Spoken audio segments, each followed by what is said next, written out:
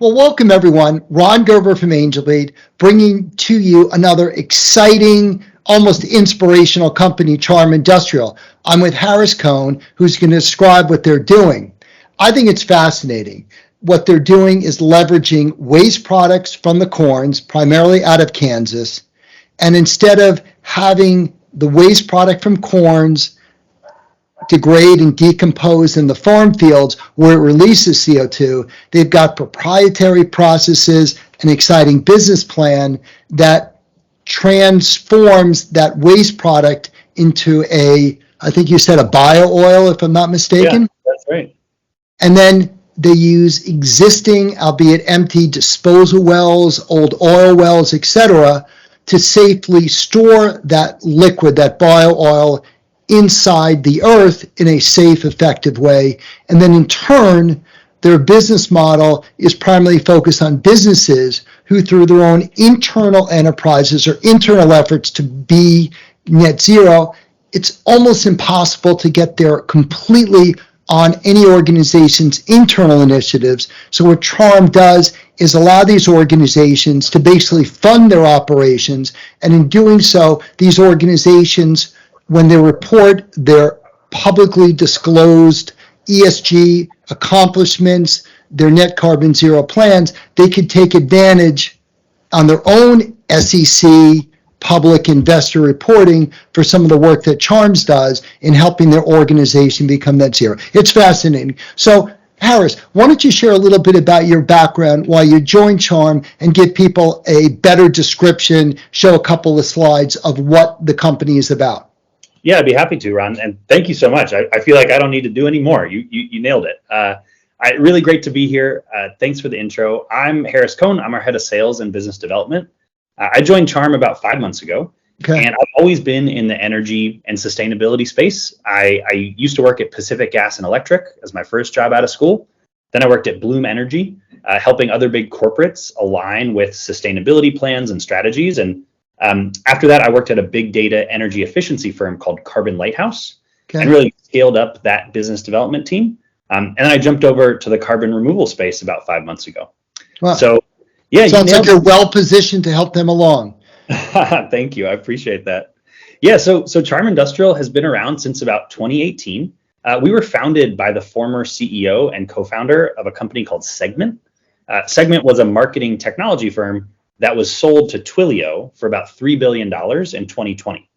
Along the way, the CEO of that company, his name's Peter, purchased some carbon offsets. This was forestry-based offsets from Indonesia, and he was pretty dismayed by what he found. Roughly 70% of the money that Segment spent didn't actually go to preserving those forests from being cut down. It went to different expenses and things like that.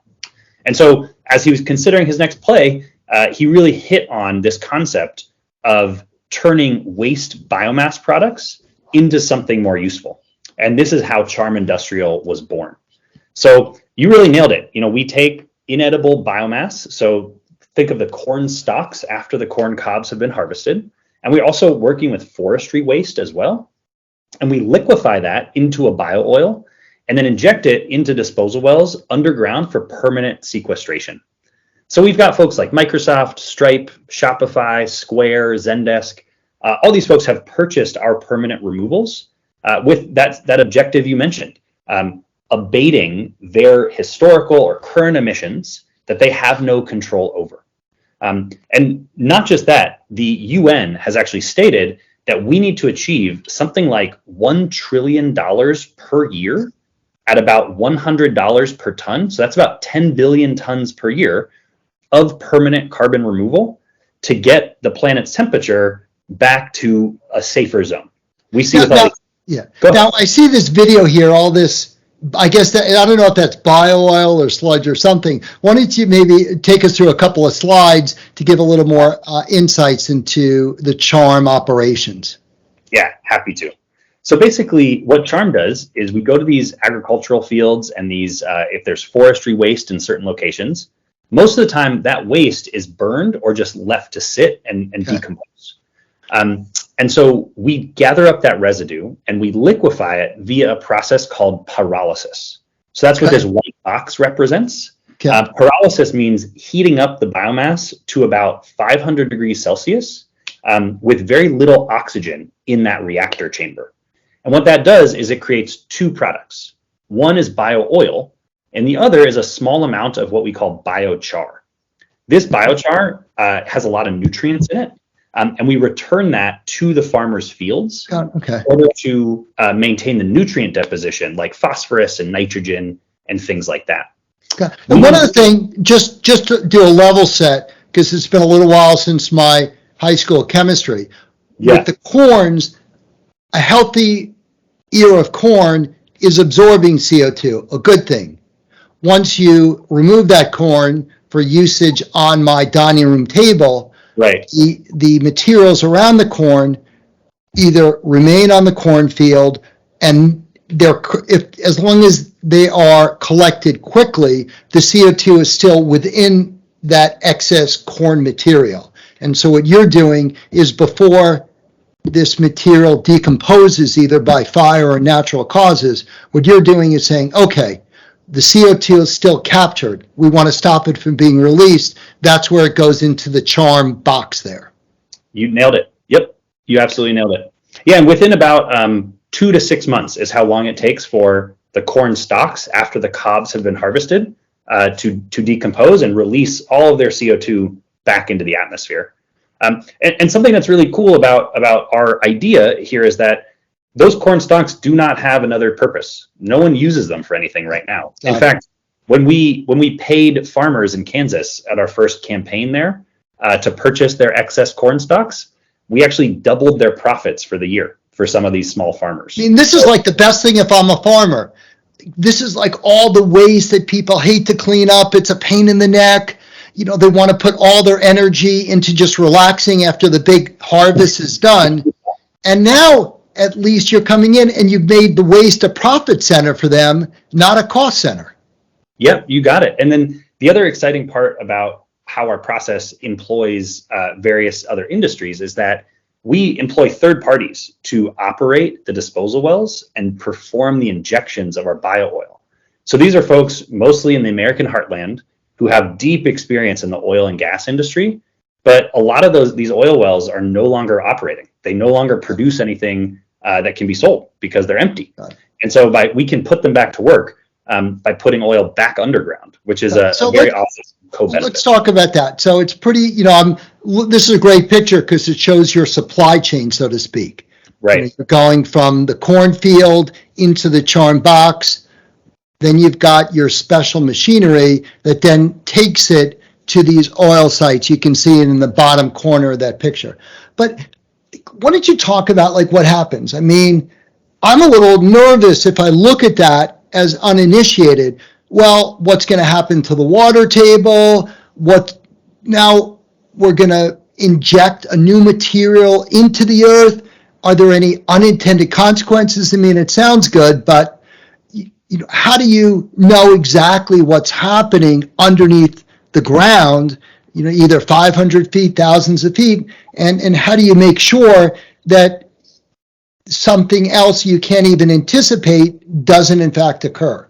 Yeah, great question. So a couple things. First, the groundwater table usually rests between 20 and 200 feet below the surface. So relatively close to the surface. Relatively close. The shallowest injection well that we use is about 500 feet below the surface. There are additional injection wells that we're planning on using that are about 2,000 feet or more below the surface. And those are really the old depleted oil wells. And what's interesting is that the 500-foot deep well is really a cavern. It's a big hollow space. It has a ton of other liquid wastes that have been placed there. And we have our third-party partners really responsible for the operations of that well, and we're very sure what the bio-oil is doing in that well. Like when you first set this up, I understand there are literally millions of unused wells available. You must have had to do some kind of drilling in new wells to verify what happened, or at least do some kind of, I don't even know the kind of equipment to actually verify that when the bio-oil is injected in the ground, it's beneficial, not harmful. Yeah, we don't plan on doing any new drilling, and we have definitely done a lot of testing. So So, at about 2,000 feet deep, we know what kind of rock strata is down there, and it turns out in these deeper locations, the rock looks more like a sponge, and this is where old crude oil used to sit that we tapped, and we've now exhausted a lot of these reservoirs. So in those places, we know what kind of rock is there, and we have samples of our bio-oil. And so we've done testing that looks at what would happen if the bio-oil gets down to that depth, which has a lot of pressure to it, and is at that temperature, closer to the Earth's core, higher temperature. It turns out bio-oil polymerizes, which basically means it reacts with itself. And at that kind of pressure and depth, it tends to solidify within about 48 hours. So we've done a ton of testing on this, and we actually just hired a 20 plus year geologist who used to work for oil companies to really level up our testing plan and our monitoring plans. And we recently released the prototype protocol for how we will monitor the bio-oil injections to make sure that the carbon is being sequestered forever. So I think we've really tied off the safety side of this. We're far below the water table. There's tons of liquid disposal wells around the country. But now we're going to continue transparently reporting on the permanence of that bio-oil underground. I should say, I'll just add one more thing. When Microsoft purchased our removals, they evaluated our scientific process and determined our removals had a 10,000 plus year permanence, which was the highest level of permanence, along with a couple other processes like direct air capture that they awarded removals contracts. Okay. And maybe there is some ancillary unintended benefits by creating a more solid foundation. I mean, I don't really know how big some of these empty caverns are, but if they're pretty big and there's more pressure, you can see even hundreds of feet above it, there could be some compression, over time. You don't know what's going on with earthquakes and tectonic plate movement. I mean, I would think it's better to have a more solid foundation in the earth than having lots of empty caverns. Yep. Yeah, that applies to these shallower salt caverns. Yep. The permitting agency that we worked with in the American Heartland actually characterized our bio-oil as a beneficial substance. Wow, okay. In that salt cavern. God, interesting. So This is fascinating. So you've got all the farmers loving you, like they're telling all their buddies, look, I made money on my waste. How good a deal is this? And that we're also helping save the planet and being more renewable. And by the way, I can cut down my fertilizer cost to some degree too. So it seems like, why don't you maybe comment a little bit in terms of the Charm Industrial business model? Like who's buying this? What's the advantage for them? Like you said, Microsoft's a customer. So Microsoft's one of the most sustainable companies. They run the world's most energy efficient data centers. Why do they need Charm? Yeah, absolutely. So for a lot of customers of permanent carbon removals, there are still emissions that are happening as part of their operations that they cannot control. In addition, there are historical emissions. So every year that a company has been in business, they've put CO2 in the atmosphere, pretty much, and that CO2 stays in the atmosphere for thousands and thousands of years. So companies that are very forward-thinking are trying to find ways of actively pulling carbon out of the atmosphere to return the Earth really to a safe level. And that's why I really like this slide. The safe level of CO2 in the atmosphere on this bathtub is here at this gray line, and we have exceeded it.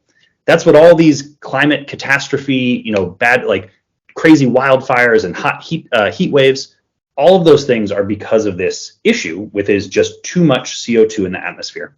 So let's go back to this very, very tangible example. When a company puts a ton of CO2 in the atmosphere, so far, the leading climate action that one could take was to pay someone somewhere else not to put a ton of CO2 in the atmosphere. So we put 1 ton up, we pay someone, maybe they own a forest somewhere, to not cut down the forest. So that keeps 1 ton out of the atmosphere. But the ton they've already put in the atmosphere, it's still there. Yep. And that's why companies are turning to Charm and other permanent removal techniques to physically remove that ton of carbon that they already put into the atmosphere. This is quite expensive. To be frank with you, companies that have high profit margins are the ones that are really employing this. So it's folks in technology, financials, insurance. But we've seen people like Airbus make a huge commitment to permanent removals via the direct air capture method. So this is coming for everyone when it comes to being a good corporate citizen. And yeah, I can get into the specifics about what Charm costs and how we sell it and all those things. We're very transparent about that if you'd like. Well, we can finish up with that. But, this ties in with some of the other people who have been part of my Angel Bee community. Like we had a presentation from Brookfield, $750 billion asset manager, big real estate firm, talking about what the SEC and private equity investors are increasingly demanding from investors to disclose their net zero plans. Or I'm sure you're probably aware of Larry Fink at BlackRock, his annual letter promoting ESG, requiring this, that every company that he or his company owns from a share perspective has to be very focused on climate change and its sustainability practices, because they look at this and failing to do this as a major risk, a major long-term risk to companies. And I could see, again, where you've got these organizations having to publicly disclose to their investors, their shareholders, their board of directors, well, what are you doing for net zero? They need external sources because Microsoft in Seattle can only do so much. So they need Charm in Kansas, and they basically are going to pay Charm to I don't know if the word dispose is correct, but let's say permanently store or remove CO2 to help Microsoft, as one example, further reduce and achieve its own net zero commitment, even though the net zero commitment, when you look a little bit underneath the cover, is not net zero in its internal operations. It's really net zero combining internal efforts and externally paid for solutions that in totality create the net zero goal. So, yeah, you nailed it. And I think it's this shift is one that we saw in the renewable energy space a lot, right? Like, it used to be that buying a unit of renewable energy was much more expensive than a unit of traditional energy from the grid. But as the biggest companies started to do this, like Google, like Microsoft, like others, it drove down the price of renewable energy to the point where hundreds of corporations purchase renewable energy all the time. And we're kind of at a similar inflection point related to carbon credits, where it's pretty cheap and easy to buy a carbon offset, which again pays someone to avoid emissions. However, those types of net zero plans or carbon neutral plans that rely entirely on these offsets are starting to be labeled as scientists as pretty low integrity. They're not going to get us to the concentration of CO2 in the atmosphere that we really need. And so it's becoming much more popular now amongst the climate leaders. I'll go back to this slide, to commit to purchasing permanent removals. And these $1.3 billion, this was committed just on Earth Day in April of 2022 and on Davos in May of 2022. So there's a tremendous amount of momentum for permanent removals happening. And if you go back to what you mentioned about your founder, right, when he previously bought carbon credits, carbon removals, trying to achieve the same benefit, he found that, oh my God, I really didn't get what I paid for from the standpoint of how much CO2 was actually removed or avoided. So probably when organizations are looking at buying carbon credits in broad terms, there's benefits in buying Charm Industrial carbon credits because you are doing a permanent removal where whenever you might get audited, this works and it's permanent. It's not like the money's going to spent elsewhere. It's not, there's no ambiguity if you get external groups which happen to audit the effectiveness of your purchased net zeros. I mean, it just works. I mean, it's... Yeah, it's definitely a different category of product. And I want to be like specific here. Nature-based carbon credits are super important. They're not all bad In fact, Yeah, many of them are incredibly high quality and do good sure. things. And here's one of my favorite numbers around this. At any given time, the Earth's forests store 7 billion, that's 7 gigatons of carbon at any given time. So that's, trees are growing, so they're pulling carbon in, but trees are also burning in wildfires and dying or getting cut down. And so that's carbon going out. So there's 7 billion tons of carbon in the Earth's forests. We've got to preserve those. If the more we lose them, the harder it is we're making it on ourselves to get the atmospheric CO2 to a safe level. That said, we cannot double or triple or quadruple the size of the Earth's forests. We just can't do it. There's not enough space. There's not enough political will, right? So I think that the goalposts for being a good corporate citizen are indeed moving, and that adding carbon removals into a program related to nature-based carbon credits is going to be crucial for companies to capture this climate reputation value and also be able to say with a straight face, we are indeed net zero, because everything we've put into the atmosphere, we can prove that we've pulled it back out. And then one final question. It seems like your business model, getting corporations to do this, is very predicated on government mandates, regulations for net zero, as well as the demands from the investor community, regardless of what the government says and what the government is mandating, be it on a federal or state level, which could change. Who knows what the administration does? We just got the Inflation Reduction Act. That's good. Maybe the administration changes, like one previous administration reversed the Paris Accord, so you don't really know what happens. But money managers don't really change that quickly. And so I think that gives your business model a high degree of permanence when the investors say, well, I don't really, government change. The only thing we're certain of is that you better be climate aware in your business model. We're not going to own your stock. Yeah, I would, I'm glad you mentioned that Brookfield presentation that was on Angel Beat earlier. Yeah. One of your New York seminars. They mentioned that I believe ExxonMobil was found liable for using two different prices on carbon. Right? They were found liable to one of their investors because they used $40 a ton of carbon in one venue, and they used $60 per ton of carbon in another. And so I totally agree with you.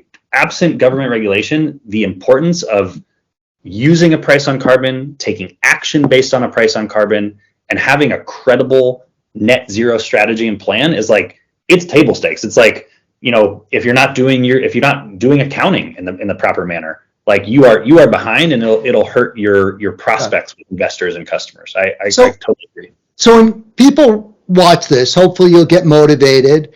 You want to follow up with Angel Beat, you go to charmindustrial.com, and we'll be glad to put you in touch.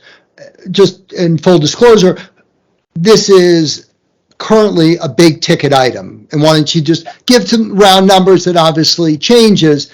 Maybe you could talk about just 2 points of information. One, if I'm a farmer, let's say, sure. What's the investment, or how much money does a farmer make on some of these, things? If I've got, I don't know, a 1,000-acre farm or a 10,000-acre farm, Sure. Suddenly I got a new profit center that makes my post-harvest work a lot simpler. And maybe you can also talk about, given it's still somewhat in its infancy, you're targeting the Microsofts, the Googles, the McKinseys, some of the world's biggest organizations now, and give an idea for, how much these customers are paying Charm Industrial to take advantage of these. Yeah, so I'll start with the second one. So we sell our removals at $600 per ton.